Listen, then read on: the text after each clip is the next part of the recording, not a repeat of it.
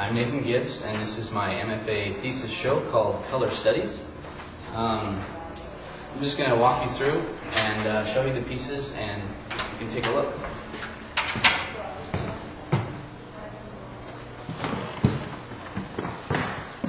The exhibition was up from January 20th to a little bit after into February, and this is 2004. And basically, Color Studies is an exhibition that brings three of my recent works that deal with race and identity together. Starting here at self-portrait, whether or not you can see it at this angle, I don't know. Can you actually like blur the lens there and see if it forms a face better? I'd like to see that. Possibly. Anyway,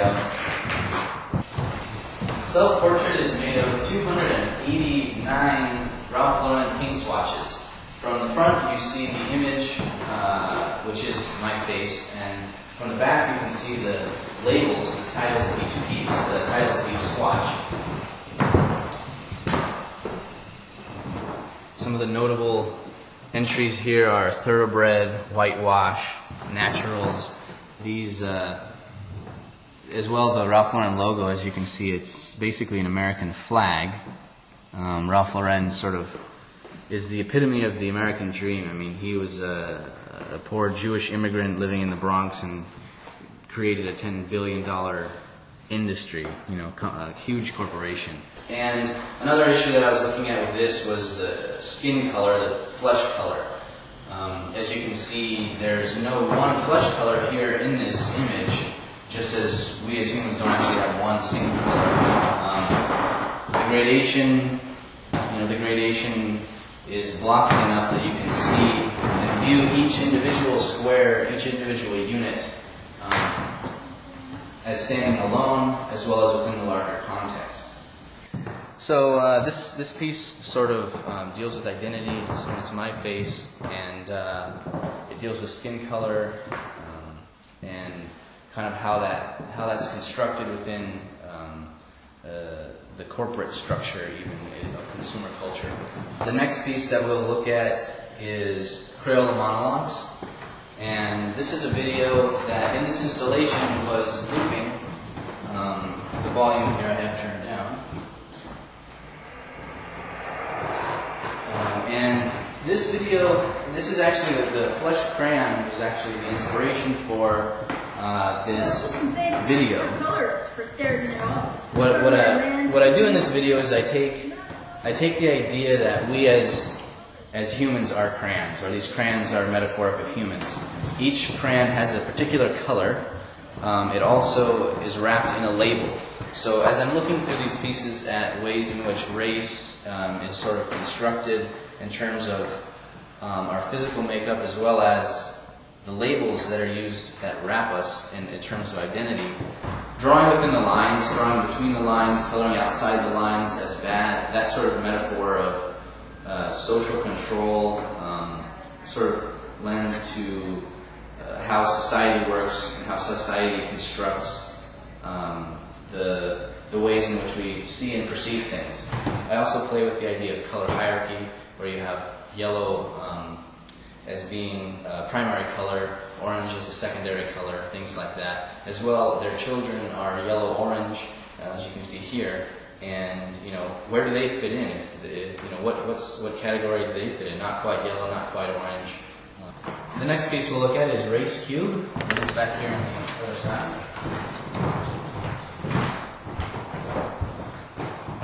You can get in tight on this. The Race Cube is a Rubik's Cube, but relabeled with pictures of faces. And the idea here is that in the same way the Rubik's Cube as a game, the goal of the game was to segregate or separate the colors to each side.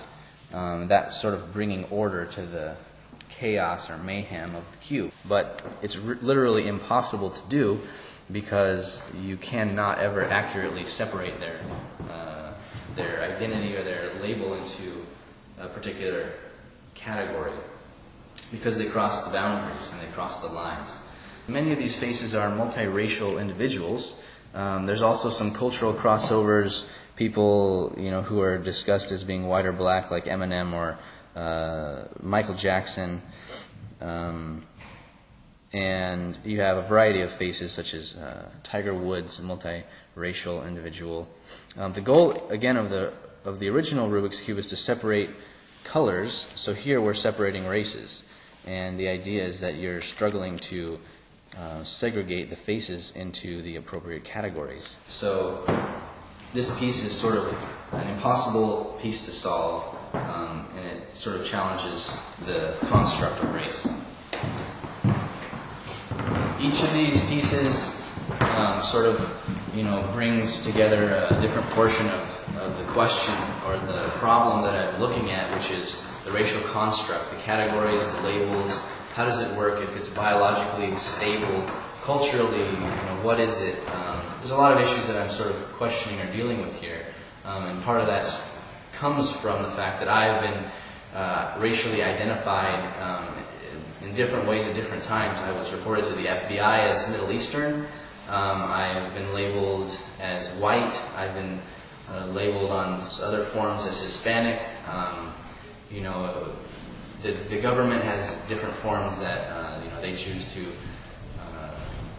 label people, and you have to sort of fit into a particular category. So that's one of the reasons why I did these pieces, and sort of what the root is, or where I'm coming from.